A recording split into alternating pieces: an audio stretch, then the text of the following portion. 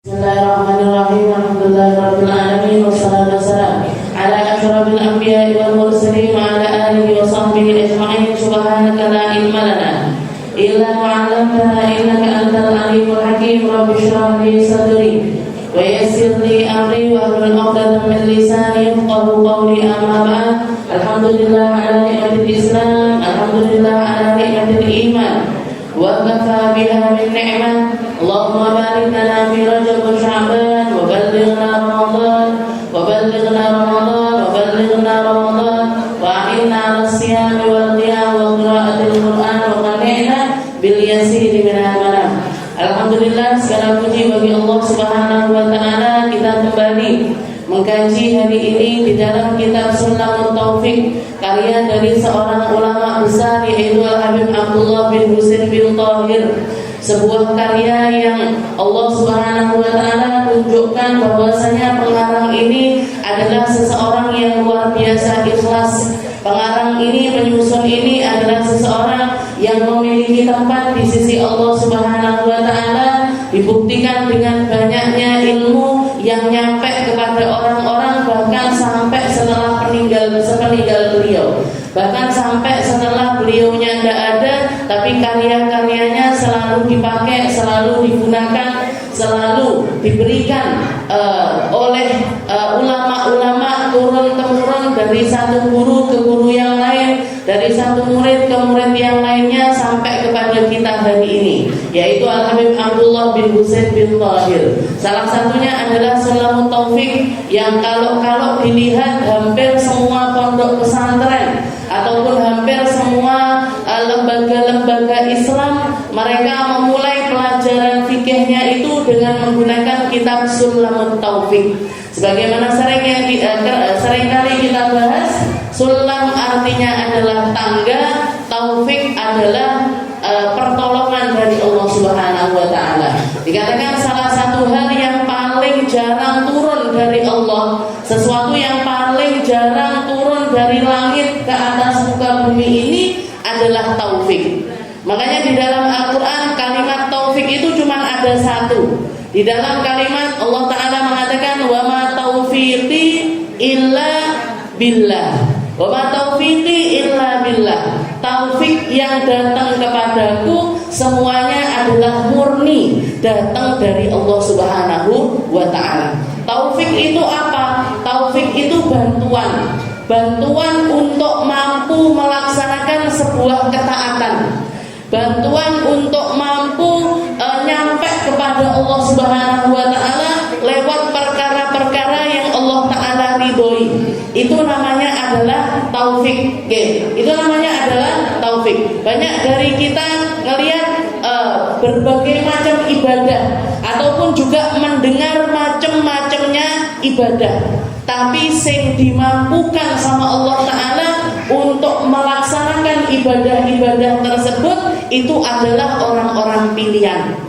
Orang-orang pilihan yang mampu untuk melakukan sebuah ketaatan. Wa ma taufiqi illa billah. Karena semua taufik itu datangnya dari Allah Subhanahu wa ta'ala. Kenapa kok kita dimampukan sama Allah Ta'ala sholat? Karena Allah ngasih taufik diri kita untuk melaksanakan sholat. Kenapa kok kita dikasih sama Allah Ta'ala puasa? Karena Allah ngasih taufik kita untuk melaksanakan puasa. Makanya taufik ini sesuatu yang harus sangat kita syukuri, harus menjadi salah satu hal yang ketika kita melaksanakannya kita sadar itu datang dari Allah Ta'ala. Setelah itu kita terima kasih. Ya Allah, terima kasih saya dikasih sholat. Ya Allah, terima kasih saya dikasih mampu sedekah. Ya Allah, terima kasih saya dimampukan untuk puasa. Ya Allah, terima kasih. Kenapa? Karena cara Allah Ta'ala untuk menunjukkan kepada seseorang bahwasanya orang-orang ini adalah orang-orang yang punya tempat di sisi Allah Ta'ala. Salah satunya adalah dengan dijaganya ibadah pada diri orang-orang tersebut. Bukan dengan dikasih ilmu, bukan dengan dikasih uang, dikasih harta, atau dikasih rumah besar, atau dikasih perkara-perkara yang nampak enggak. Tapi nampak orang kalau dicintai sama Allah Ta'ala, yang nampak pada diri orang tersebut adalah sebuah ibadah. Makanya jenengan kalau baca atau dibacakan datang ke satu haul atau datang ke peringatan wafatnya seorang kiai ataupun ustadz ataupun juga habaib ataupun orang-orang yang terpandang, yang terpandangnya itu karena perjuangannya di sisi Allah Ta'ala. Maka kalau kita lihat ketika mereka menceritakan, Habib ini riwayat hidupnya kayak gini, sejarahnya seperti ini, atau biasanya kita ngomongnya manakibnya seperti ini, yang disebutkan bukan rumahnya kayak gini ataupun juga jabatannya ini, bukan, tapi yang disebutkan adalah kemampuan ibadahnya melalui perkara-perkara yang dititipkan oleh Allah Ta'ala pada diri hamba tersebut. Ngibadahi. Kenapa? Karena ibadah ini adalah taufik dari Allah Ta'ala yang menunjukkan bahwa dia ini loh, Allah Ta'ala cinta sama orang ini. Kenapa kok apa tandanya kalau orang ini dicinta sama Allah Ta'ala? Ngibadah yakeh, dikirnya banyak, sholatnya banyak, puasanya banyak, sedekahnya banyak, baiknya sama orang banyak, baiknya sama orang banyak. Ini menunjukkan kalau dia ini adalah seseorang yang mendapatkan taufik dari Allah Subhanahu wa Ta'ala. Mungkin kita semuanya dapat taufik yang banyak. Mungkin kita semuanya dimampukan sama Allah Ta'ala untuk ibadah, bisa istiqomah di dalam ibadah tersebut, tidak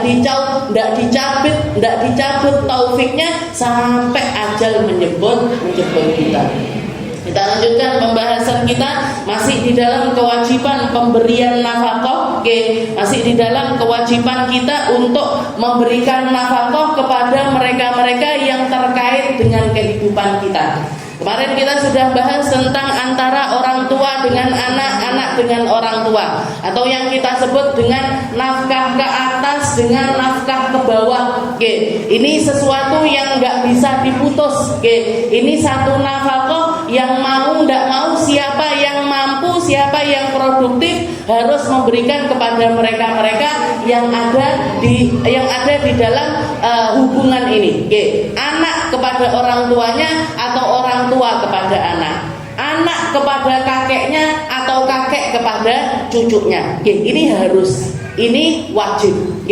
Orang tua yang masih mampu harus nafkahi anak-anaknya yang masih kecil-kecil, atau mungkin dewasa tapi tidak dikasih kemampuan sama Allah Ta'ala, mungkin ada kekurangan, mungkin ada kecacatan dan lain sebagainya. Maka ini kewajiban nafkahnya berlanjut.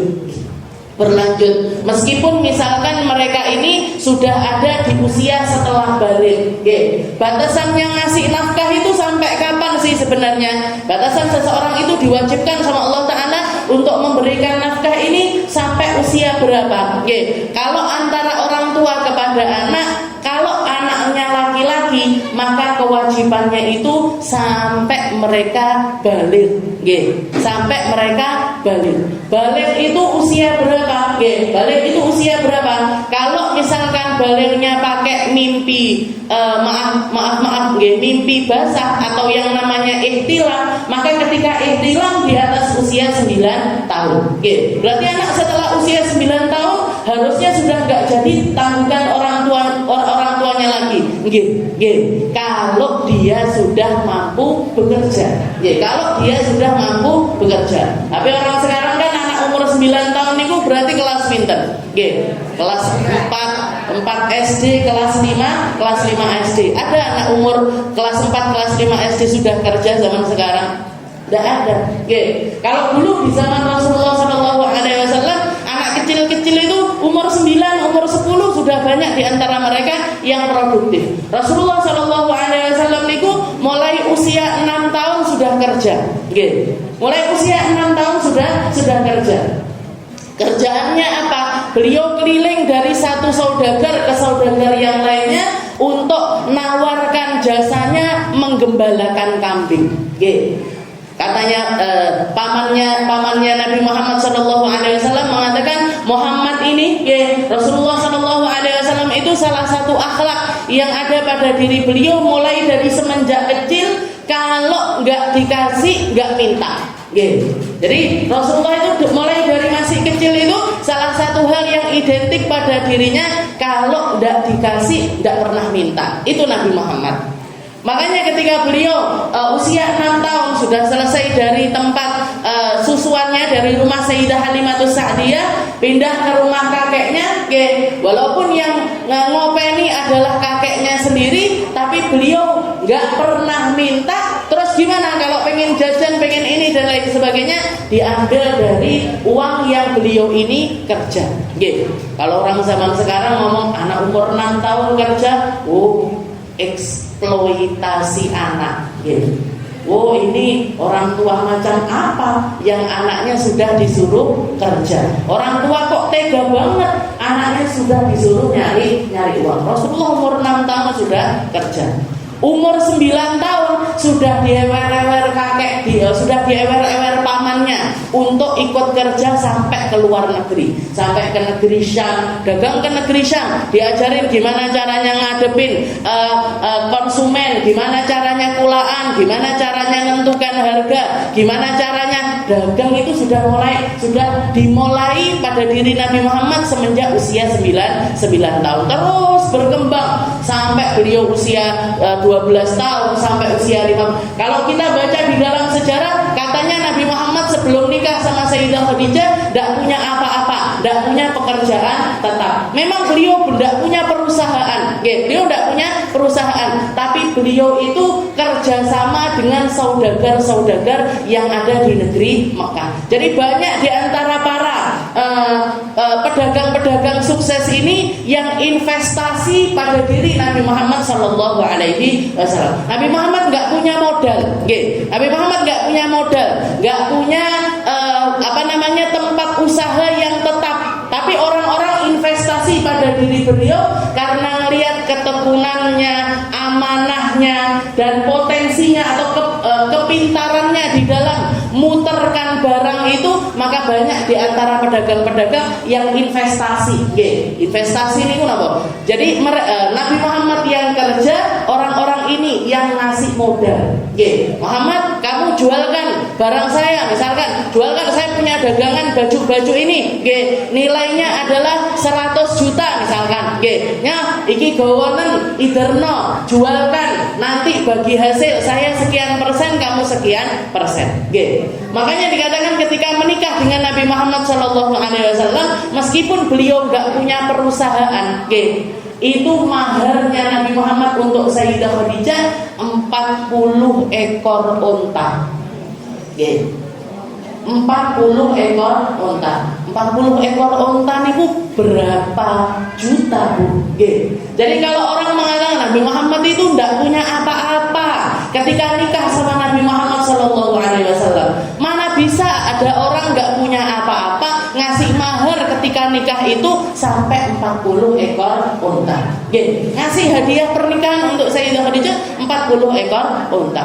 Jadi Nabi Muhammad memang benar nggak punya perusahaan. Istilahnya kalau dibandingkan sama hartanya Sayyidah Khadijah itu jauh sekali. Sayyidah Khadijah itu kaya raya. 80% perdagangan yang ada di negeri Makkah itu yang menguasai adalah Sayyidah Khadijah. 80%, Bu. Orang sak Makkah lainnya cuman kebagian 20%-nya.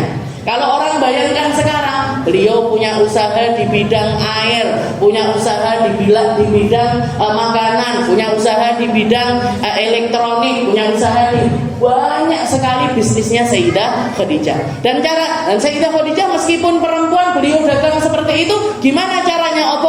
Munyer-munyer nih sendiri, boten. Beliau nyari orang-orang semisal Nabi Muhammad SAW untuk investasi. Kalau kelihatan ada orang yang potensi, ini orang cerdas, orang ini amanah, orang ini pinter, muter harta itu pinter, dikasih modal sama Sayyidah Khadijah. Setelah itu beliau yang bekerja nanti bagi hasil.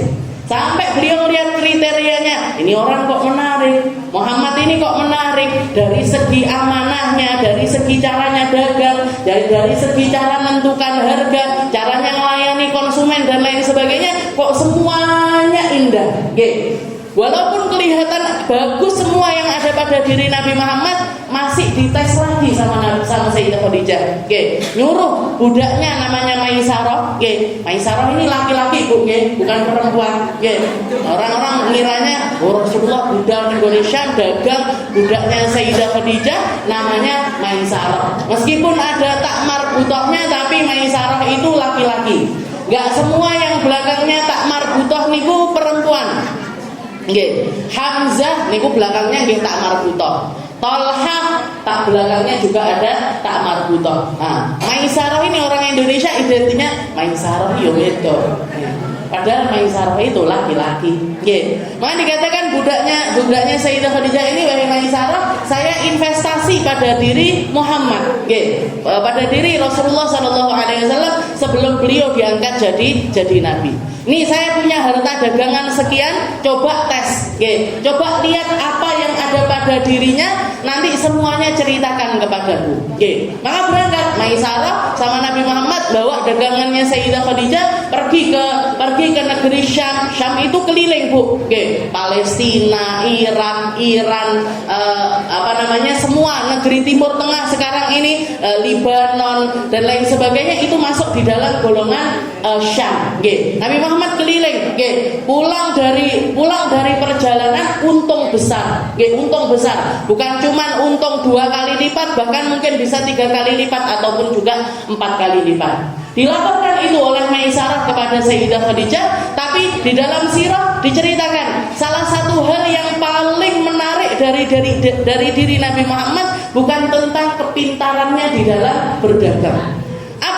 Apa yang kamu lihat, wahai Maisarah? Kata Maisarah, wahai Khadijah, saya melihat Muhammad ini setiap kali berjalan di atas kepalanya itu ada awan yang ikut menaungi. Jadi Rasulullah kemana dia ikut, Rasulullah jalan dia ikut jalan, Rasulullah diem dia ikut diem. Jadi tidak pernah kena panas sama sekali karena di atasnya itu ada awan yang selalu menaungi Rasulullah. Saya nyoba, istilahnya katanya Maisarah, saya menjauh dari Muhammad dan awan itu ikut menjauh. Ketika saya mendekat kepada Nabi Muhammad, maka awan itu selalu ada di atas diri saya. Itu yang paling menarik. Di luar kepintarannya, amanahnya, akhlaknya, semua hal yang indah pada diri Nabi Muhammad, disempurnakan dengan fisiknya yang luar biasa indah, wajahnya yang luar biasa ganteng dan lain sebagainya. Tapi yang paling menonjol adalah ini orang kok pergi kemana awannya ngikut. Ini orang pergi kemana kok selalu awan itu ngikut. Maka kata Maisarah, ya Khadijah, innahu la rajulun, wahai Khadijah, ini mesti adalah seorang laki-laki yang luar biasa, yang bukan, dia pasti manusia yang luar biasa di sisi Allah Ta'ala, bukan manusia yang biasa-biasa saja. Bahkan ditutup dengan kata-kata kemungkinan dia adalah seseorang yang selama ini kamu cari-cari, yaitu calon Nabi akhir zaman. Karena Sayyidah Khadijah waktu itu beliau sudah memeluk agama Samawi. Jadi beliau ini hidup di negeri Mekah dengan agama yang sebagai mayoritasnya adalah para penyembah berhala, tapi Sayyidah Khadijah ini termasuk dari keluarga yang Allah Ta'ala jaga agamanya. Dijaga lewat gimana? Dijaga ayah-ayahnya atau keluarganya itu gak ada yang terkontaminasi penyembahan berhala, tapi semua ngikuti ajaran yang ditinggalkan oleh Nabi Allah Ibrahim. Walaupun bukan Nasrani, ada sebagian yang masuk Nasrani, seperti sepupunya Nabi, seperti sepupunya Nabi yang ahli kitab. Nah, itu masuk ke dalam agama Nasrani. Tapi mayoritas yang lainnya memeluk agamanya Nabi Allah Ibrahim. Tapi tidak punya agama yang pasti, tidak ada agama yang saklek. Nah, tapi ngikuti ajaran kakek saya Ibrahim seperti ini, Nabi Allah Ibrahim seperti, nah, itu yang jadi pegangannya keluarganya Sayyidah Khadijah. Jadi nafkah niku seperti itu, ke atas ke bawah. Ini sesuatu yang pasti, sesuatu yang nggak bisa putus, sesuatu yang nggak bisa terputus. Saya katakan anak-anaknya yang jenengan mulai ketika mereka sudah masuk usia 10 tahun, 11 tahun, usia 10 tahun, 11 tahun, nggak ada salahnya untuk memperkenalkan mereka di dalam dunia pekerjaan. Gak ada salahnya. Jadi misalkan kalau jenengan pedagang, yuk dilibatkan. Nih loh, nak, ibu bisnisnya ini, atau ayahmu kerjaannya di bidang ini. Ayo jajal, dilihat. Nah, dilihat. Atau sesekali disuruh jaga tokonya, sesekali disuruh untuk melayani konsumen. Itu sesuatu yang nggak salah.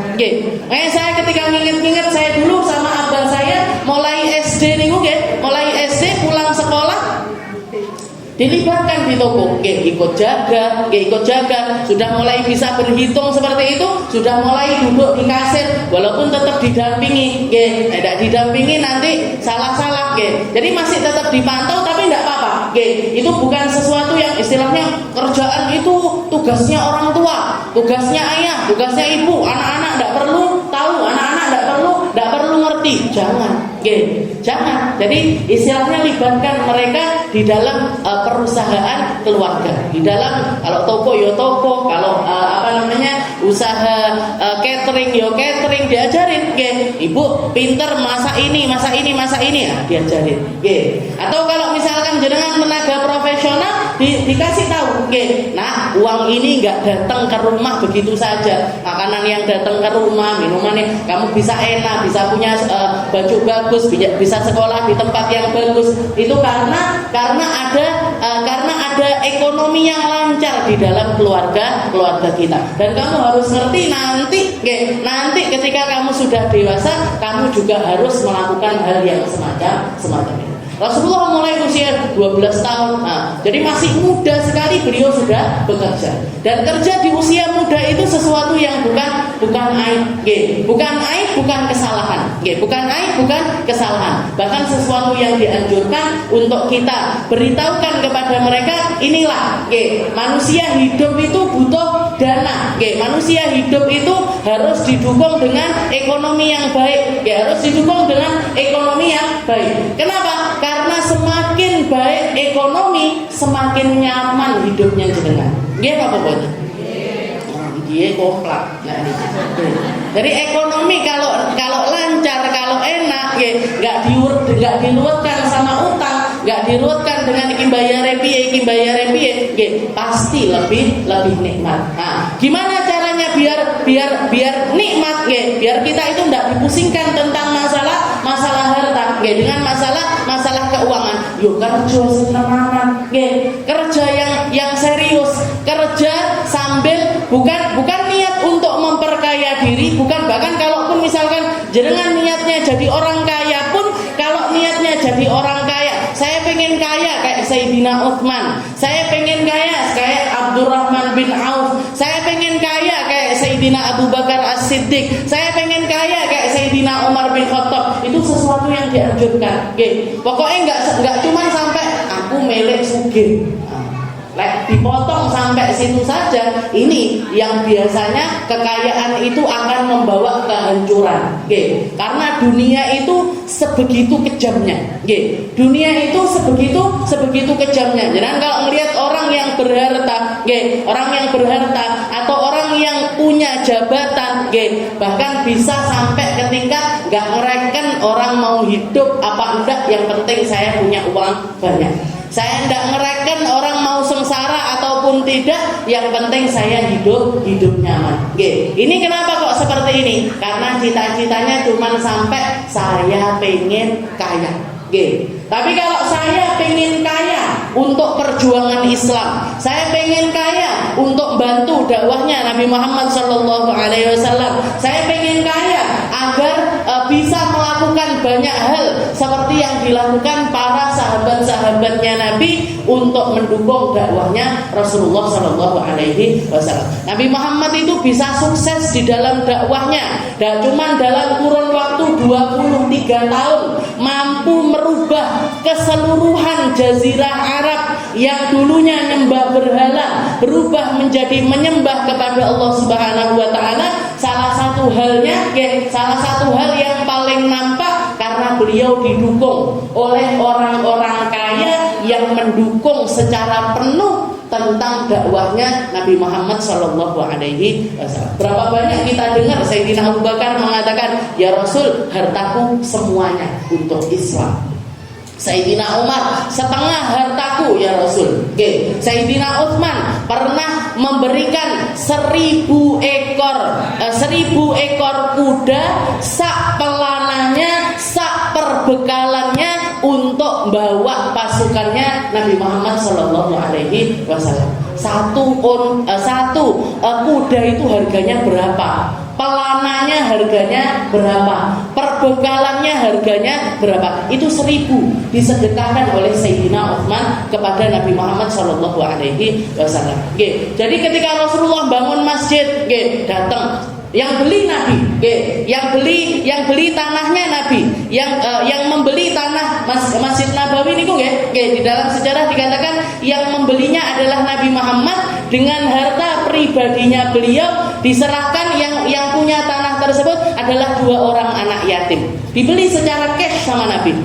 Setelah beli, semene sumbangannya orang, batanya sumbangannya orang, kerikilnya sumbangannya orang. Ini orang-orang kaya yang ikut membangun masjidnya Rasulullah SAW sampai kita lihat sekarang semegah itu.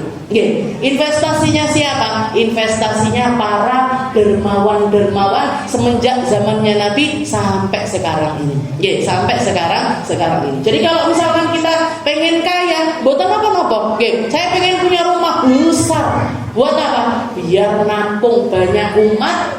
Nanti tak bikin pengajian di sini, tak bikin sholawatan di sini, tak bikin sesuatu hal-hal yang baik di tempat ini. Saya bikin kamar yang luar biasa indah. Buat apa? Buat nerima tamu-tamunya Allah. Kalau ada ustadz ini datang, kalau ada habib ini datang, monggo silakan, boten masalah, tidak masalah. Saya melihat seperti itulah perangainya para ulama-ulama, seperti itulah hal yang dilakukan oleh para guru-guru kami. Habib Zain Bahar, guru saya, Pondok Dalwa yang punya Dalwa, niku beliau dari rumah tinggalnya beliau, ketika direnovasi, yang direnovasi awal itu bagian depannya. Sampai ada satu waktu yang kita lihat ini rumah ini kayak ada di 2 alam. Yang depan mewah sekali, belakang sederhana sekali. Depannya mewah sekali. Kamar mandinya, showernya, ininya semuanya indah-indah yang ditempelkan di situ. Tapi kamar mandi belakang tempat rumahnya Habib Zain sendiri, kamarnya Habib Zain sendiri sederhana sekali. Ketika dilihat, kenapa kok jomplang seperti ini? Karena yang depan dipakai untuk jamu para tamu-tamu yang seringkali datang ke tempat ke Pondok Dalwa. Bahkan ketika rumahnya Habib Zain sendiri tidak cukup, beliau bangun yang namanya hotel. Hotel Dalwa itu dibangun, tujuan utamanya untuk apa? Untuk nampung tamu-tamu yang seringkali datang dari dalam ataupun luar negeri ke Pondok Dalwa. Omai tidak cukup, kamarnya terbatas, bikin beliau yang namanya hotel. Sudah punya hotel, ini sekedar cerita beliau sudah punya hotel, sudah punya usaha Dalwa Mart, sudah punya Dalwa Chicken, sudah punya Dalwa Roti. Banyak usahanya Pondok Dalwa niku banyak sekali. Tapi dikatakan diceritakan sama orang yang khidmah di dalam rumahnya Hubabah ketika akhir. Jadi waktu abah saya seminggu sebelum meninggal, bahkan tidak sampai seminggu, hari Ahad niku saya ziarah ke Dalwa. Abah saya meninggal hari Jumat. Sebelum kita berangkat, abah saya itu nyiapkan amplop. Ini buat Habib Zain, ini buat Ustazah Khadijah. Bahkan sempat beliau guyoni, Ustazah Khadijah senang uang kan, masih ngerti uang kan, buat nyenang-nyenangkan beliau. Ini buat Ustazah Khadijah, yang ini buat Habib Zain. Dibawa, kita serahkan amanah itu kepada guru-guru saya, Habib Zain sama Ustazah Khadijah. Dikatakan begitu kita pulang dari sekian banyak amplop, waktu itu saya rombongan Bu, sama bakul-bakul emas Tulungagung, Bakul-bakul emas dulu aku. Misalnya pengusaha-pengusaha, teman-teman saya yang juga pengusaha emas. Amplopnya tebel-tebel mereka. Kita tipis, istilahnya separuh nih lah paling. Jadi kita serahkan. Tapi Habib Zain begitu masuk, itu yang beliau ambil dari banyaknya amplop itu yang diambil punya abang saya. Ngomong sama mamahnya, ngomong sama Ustazah Khadijah, "Mah, yang dari Habibmu buat Zain." Buat apa Zain? Buat beli popoknya Maryam. Buat beli pampesnya anaknya yang masih pakai pampes. Bayangkan, ini orang punya hotel. Ini orang punya usaha yang begitu banyak, tapi masalah popok masih mikir. Masalah popok sampai ngambil uang abang saya. Ini buat Zain buat beli pampesnya Maryam. Kenapa kok bisa sampai seperti itu? Karena beliau harta itu, semua uang yang masuk, semua uang dari hasil usaha-usaha tersebut nggak masuk di dalam kantongnya, bukan untuk pribadinya, bukan untuk masalah dapurnya, bukan untuk masalah pakaiannya ataupun juga anak-anaknya ataupun istrinya, bukan, tapi 100% untuk pondok dakwah. 100% dipakai untuk pondok dakwah. Beliau milih sekali dari banyaknya harta, mungkin rekeningnya itu mungkin miliaran, tapi beliau nggak pernah berani ngambil. Beliau cuma ngambil sesuatu yang benar-benar diberikan untuk beliau. Diambil punya abang saya, yang ini buat Zain, buat beli pampasnya Maria. Itu kita masih ingat sekali. Jadi seperti itu haliannya orang-orang soleh. Dunia itu cuma di tangan, tapi tidak mempunyai jero hati. Dunia itu mereka yang mengendalikan, bukan mereka yang dikendalikan oleh harta. Mereka yang mempergunakan dunia untuk mereka perbudak, bukan diperbudak sama dunia. Bukan diperbudak sama dunia. Karena kalau orang cuma kaya aja, dia itu diperbudak sama dunia. Duwe omah gede, bingung lah nyaku piye. Gitu. Punya mobil 20, kuwi mana sini piye. Jadi akhirnya apa? Benisu kudu tangi mana sih siji. Ya kalau orang kaya nggak gitu saja, bayar orang, bayar orang buat mana sih, buat bersih rumah, buat masak dan lain sebagainya. Akhirnya apa yang terjadi? Uang yang harusnya bisa dipakai untuk perkara-perkara yang lebih baik habis bayari uang tinggi mana sih mobil, bayari uang tinggi nyapu latar, bayari uang tinggi masak nasi. Padahal kita masak nasi sendiri bisa nggak betul? Bisa, masak sendiri bisa nggak betul? Bisa, tapi kudu bayar. Apa ini? Berarti apa ini? Kita yang diperbudak sama dunia, bukan dunia yang kita perbudak.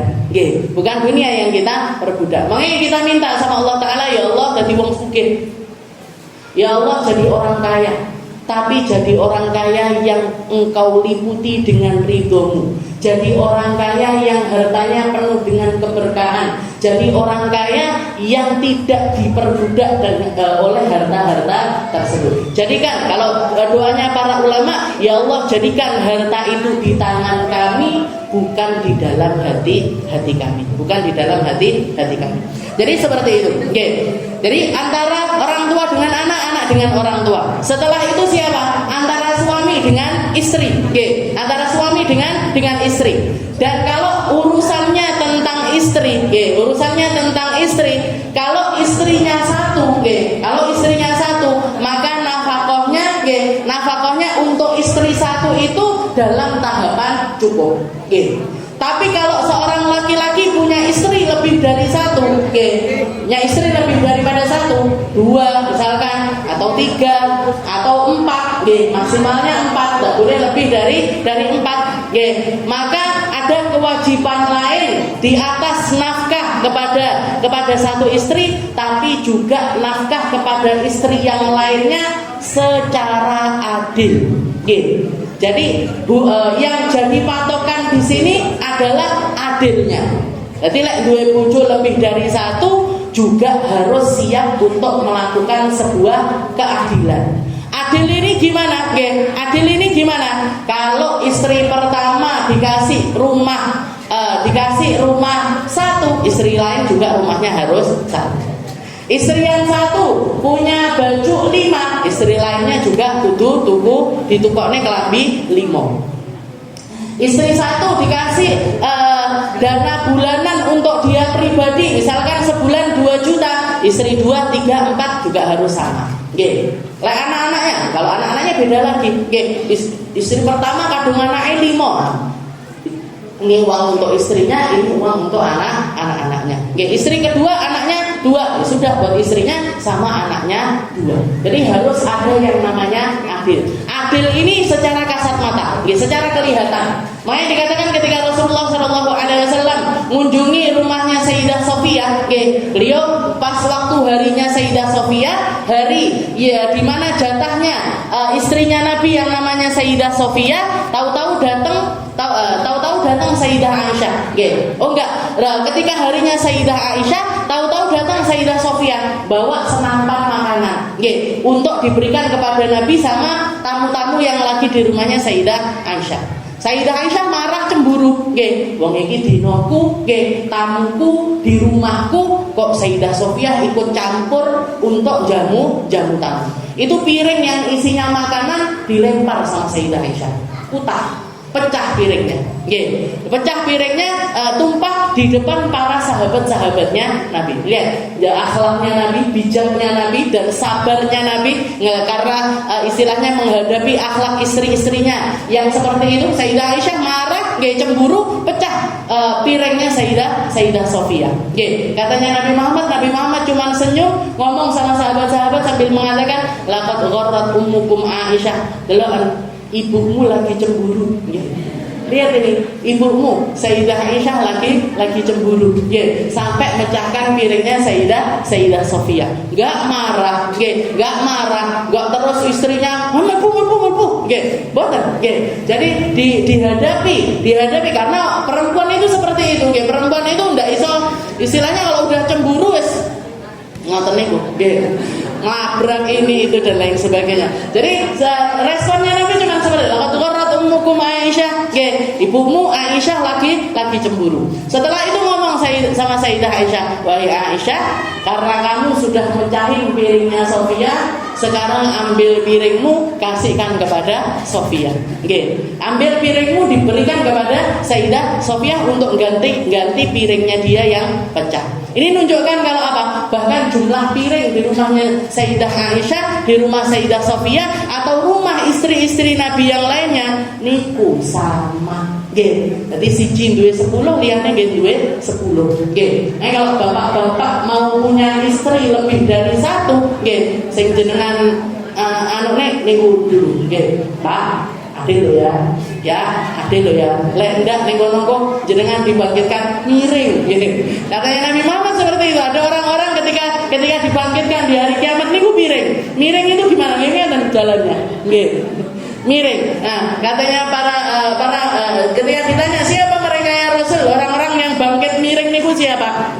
Orang-orang yang punya jabatan, mereka tidak adil di dalam jabatannya, atau seorang laki-laki yang punya istri lebih daripada 1, dan mereka tidak melaksanakan keadilan di antara istri-istrinya. Jadi orang tua ke anak-anak, ke orang tua, setelah itu ke istri, kepada seorang istri. Nah ini setelah itu pemilik budak atau binatang ternak atau binatang yang hidup bersama orang tersebut, maka harus dikasih makan, harus diopeni, harus diberikan apapun yang menjadi kebutuhannya mereka. Ketika ditanya ma haqquz zaujah alaih antut imaka idza ta'inta wa taksuha idza tasaita. Ketika Rasulullah juga ditanya apa yang menjadi haknya seorang istri bagi seorang laki-laki, katanya Nabi, apa yang kamu makan harus jadi makanannya dia, apa yang jadi pakaianmu juga harus menjadi pakaiannya dia. Maksudnya yang layak, yang kamu anggap layak untuk dirimu, kamu pakaikan itu untuk untuk istri dan juga anak-anakmu. Apa yang menurut kamu mengenyangkan dirimu, berikan itu juga kepada anak dan juga istri. Antut imahu tut'imaka idza ta'imta, ngasih makan mereka sebagaimana apa yang kamu makan, ngasih pakaian mereka sebagaimana apa yang mereka kenakan. Setelah itu yang terakhir, bagi istri wajib mematuhi suami untuk menyerahkan diri sepenuhnya kecuali kepada yang tidak halal. Jadi itu kewajibannya laki-laki kepada perempuan, kepada istrinya, yaitu ngasih nafkah. Kalau kewajiban utamanya perempuan kepada laki-laki apa? Wajib untuk taat. Harus nuruti apapun yang menjadi keinginan mereka ataupun perintahnya mereka selama tidak melanggar aturannya Allah. Selama tidak melanggar aturannya Allah. Kalau sudah melanggar aturannya Allah, kita tetap nggak boleh taat kepada mereka. Jadi misalkan suaminya bilang, awakmu orang usah jilbaban lho, rambutmu kan bagus, napa niku namanya? Ikal dajar warnanya pink atau biru, tambah akhirnya. Misalkan suaminya ngomong seperti itu, jenengan turuti, gimana ini? Tidak boleh. Kenapa? Karena ini kita taat sama suami tapi melanggar aturannya Allah. Allah Ta'ala nyuruh kita untuk nutup aurat, suami nyuruh kita buka aurat, yang dituruti siapa? Yang dituruti Allah Ta'ala.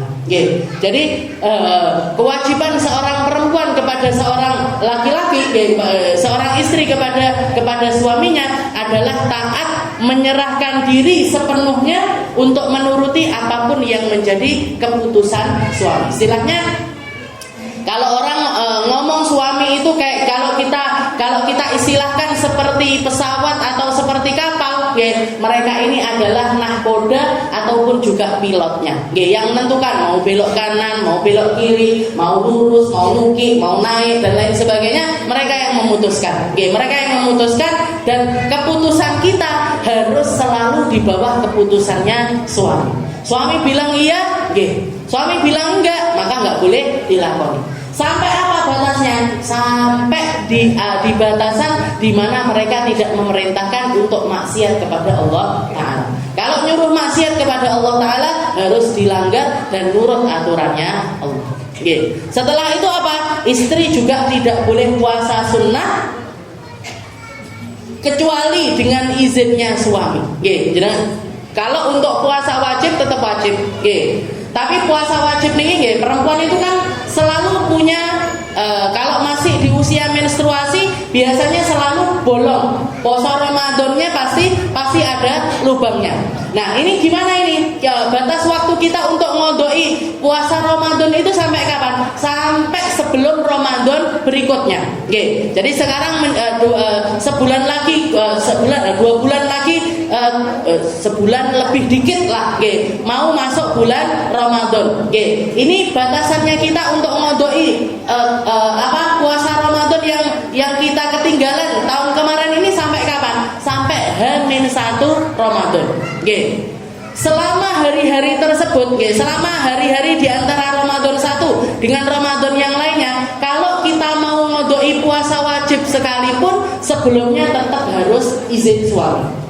Jadi misalkan jenengan mau ngodoi puasa, dipaskan hari Senin sama Kamis. Setiap Senin, setiap mau Senin, setiap mau Kamis harus pamit bojone.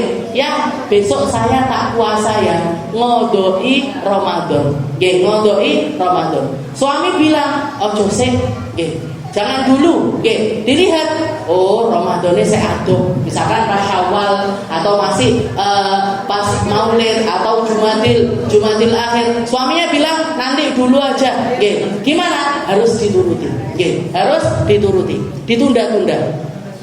Sampai kapan ini? Sampai menjelang Ramadan. Kalau kita lihat, saya punya kodok puasa 10 hari misalkan, belum dikodoi sama sekali padahal sudah masuk bulan Sya'ban atau sudah masuk bulan Rajab. Suami ketika dipamiti, ya tak ngodoi poso, ojo. Ya tak ngodoi poso, ojo. Pangga ojo, padahal masuk Rajab. Gimana ini? Sudah masuk bulan Rajab. Sudah masuk bulan Rajab, sudah masuk bulan Sya'ban, suami tetap gak ngizinin puasa wajib. Harus dilanggar apa yang menjadi perintahnya suami. Kudu pangga poso. Kenapa? Karena kalau sampai kelewatan masuk ke Ramadan berikutnya, dan itu sesuatu kalau nggak ada udurnya, nggak ada udur, nggak ada sebenarnya kita bisa ngodoi, tapi karena suami pangga jauh, akhirnya ditunda terus sampai mau masuk Ramadan, maka ini ada istilahnya ada pelanggaran di situ. Ada pelanggaran di situ. Kalau sudah pelanggaran berarti dosa. Dan ditambah lagi kalau sampai masuk ke Ramadan berikutnya, akhirnya nanti kita ngodok ditambahi sama bayar fidyah. Ditambahi sama bayar fidyah. Perharinya satu mud karena kelewat tahun. Karena kelewat tahun. Dan di situ ada dosa. Kalau nggak ada udurnya dosa. Kalau ada udurnya saudara, kalau ada udurnya nggak masalah. Kayak orang misalkan nggak puasa karena menyusui atau nggak puasa karena hamil. Tahun ini nggak puasa karena hamil. Tahun berikutnya nggak puasa karena menyusui. Akhirnya setahun penuh nggak bisa ngodoi puasanya. Sudah berapa? Tinggal kita ngodoinya di tahun berapa, lompatnya berapa tahun, hari kodoknya tetap. Kalau misalkan kita nggak puasanya 30 hari, berarti wajib ngodoi 30 hari. Nah, tinggal nanti lompat tahunnya berapa? Lompat tahunnya setahun, berarti per hari tambah 1 mud. Lompatnya 2 tahun, berarti sehari tambah 2, sedekah 2 mud. Lompatnya 3 tahun, berarti per tahunnya nambah 3 mud. Terus naik dendanya diiringi dengan bertambahnya lompatan tahun tersebut. Jadi cara ngodoknya seperti itu. Kalau nominal kodoknya tetap, jadi punya kodok 5 ya 5, 7 ya 7, 10 ya 10, 30 ya 30, tetap nggak berubah. Tapi kalau misalkan sampai bertahun-tahun seperti itu, yang nambah adalah dendanya. Yang per tahunnya satu mud. 1 mud itu 7 ons. 7 ons. Berarti naik 2 mud berarti 1,4 kilo. Terus dikalikan. Tinggal berapa tahun yang kita lompat-lompati itu tadi. Nah, seperti itu. Jadi ini istri wajib mematuhi suami untuk menyerahkan diri sepenuhnya kecuali tentang sesuatu yang tidak halal atau sesuatu yang melanggar aturannya Allah. Setelah itu istri tidak boleh puasa sunnah, nggak boleh puasa sunnah kecuali dari puasa wajib juga wajib pamit suami. Puasa sunnah juga wajib pamit suaminya. Jadi kalau suaminya bilang ya pengen puasa Rejab, bapaknya bilang, ayahnya bilang, nggak usah nggak usah. Nanti aku yang makan siang saya ngancani sopo misalkan. Jadi bilang seperti itu, nah, maka wajib dituruti. Dan nggak puasanya jenengan pahalanya lebih besar ketimbang yang puasa. Ketika kita taat kepada suami. Pokoknya bujui katanya Habib Segaf ibadah bagi seorang perempuan yang masih punya suami, jalan paling gampang untuk dapat pahala itu ya lewat suaminya. Ini kopi, nyetrika bajunya, bersihkan pakaiannya dan lain sebagainya, itu jalan ibadah yang paling gampang. Lewat duwe bojo gimana? Ya, ojo boleh bojone uang. Jadi kalau sudah nggak punya suami, nah berarti sudah selesai masa khidmahnya kepada suami. Ojo khidmah karo bojone uang. Jenengan mangke bila karo bojone. Angel malian. Jadi istri tidak boleh puasa sunnah dan tidak. Terus yang terakhir apa? Kewajibannya istri apa yang terakhir? Tidak boleh keluar rumah tanpa mendapat izin dari suami. Jadi kemana aja jenengan pamit. Arep neng teras omong saja. Kalau bisa ya pamit. Ya neng teras dulu. Ya bakul sayur di depan. Ya tak tuku tempe dulu. Ya tak tuku sampai bojone iki wong nyapon. Berngaji Darussalam. Atau berngaji Ustaz Segaf kemarin. Jadi semangat untuk pamit sama suami. Dan pamitnya jenengan itu jangan dikira enggak berpahala, Bu, berpahala. Jenengan napa pamit seperti itu ada pahalanya. Ada istilahnya kalau misalkan suaminya sudah kerja pamit lewat WA, ya tak rene. Selama enggak keluar dari aturannya syariat dan selama ada di batas yang wajar, dengan seizin dari suami, maka di situ semuanya ada pahalanya. Semuanya ada pahalanya. Jadi izin. Ngaji Kamis saja. Suami sudah ingat, istilahnya saya sudah rutin ngaji setiap Kamis. Mosok ben Kamis panggah pamit. Nah, jangan lihat itu azan. Wis apal kabeh, subuh apal, zuhur apal, maghrib, isya, asar apal kabeh, tapi yo panggah azan terus gitu. Nah, setiap hari sehari 5 kali tetap azan. Untuk apa? Untuk pengingat. Oke, untuk pengingat dan untuk menjadi pengikat. Nah, izin antara istri kepada suami itu juga pengingat beniling nek jenengan sik duwe bojo. Kok sampai lali saking enggak tahu pamitnya lali lek duwe bojo. Jadi pengingat sekaligus pengikat. Oke, pengikat agar hubungan suami istri ini tetap di dalam keadaan yang baik-baik saja. Oke, baik-baik saja. Karena biasanya kalau wis gak pamit, cegah pamit, nah berarti masalah nih. Oke, berarti ada yang salah di dalam hubungan suami istrinya. Ada yang perlu diperbaiki, ada komunikasi yang terputus, ada perkara-perkara yang harus disambung kembali kalau keadaan komunikasinya suami istri itu seperti itu. Gak sih salah nih, oke, nggak tahu pamit, nggak pernah ngomong, nggak pernah ngobrol dan lain sebagainya. Ini harus diperbaiki secepat mungkin. Oke, kenapa? Kalau dibiarkan gini, wow, suami lupa kalau punya istri, istri lupa kalau punya suami. Oke, cuman dianggapnya harus urip hidup bareng serumah, tapi nggak ngomong-ngomong, nggak ngobrol-ngobrol, nggak duduk bareng, nggak makan bareng. Nah, akhirnya apa? Makna dari rumah tangga itu tadi hilang. Makanya aturannya Allah Ta'ala ini luar biasa. Bab jenengan mesra sama suami pun dipikirkan sampai dijadikan aturan yang masuk ke dalam kategori wajib. Oke. Istri itu kalau pergi kemana-mana, keluar kemana-mana harus pamit sama suaminya. Oke. Saya nggak bisa ngomong. Kalau orang mengatakan, saudara saya nggak bisa ngaji. Kenapa? Suami saya, suami saya nggak izinkan. Suami saya nggak ngasih izin. Saya nggak bisa ngomong. Nah itu terserah mereka. Terserah mereka. Tapi yang pasti, kok suami ngelarang istrinya untuk datang ke suatu pengajian? Nah ini ada yang salah sama suaminya. Enek sing salah. Wong di pengajian kok malah nggak boleh. Arisan oleh, arisan boleh. Paguyuban boleh, nongkrong sana sini boleh, pamit ngaji malah ndak boleh. Ini sing salah sinten? Ada yang salah dari jalan pikir suami tersebut. Nah, makanya berarti harus izin setiap ngaji. Ngaji Senin ngaji, ya ngaji Senin. Selasa ngaji Selasa. Rebu ngaji, Bendina ngaji. Setiap hari juga jenengan harus izin. Nggak terus ditempel, yang ini jadwalku saiki. Belum ini. Jangan sampai seperti ini tetap harus.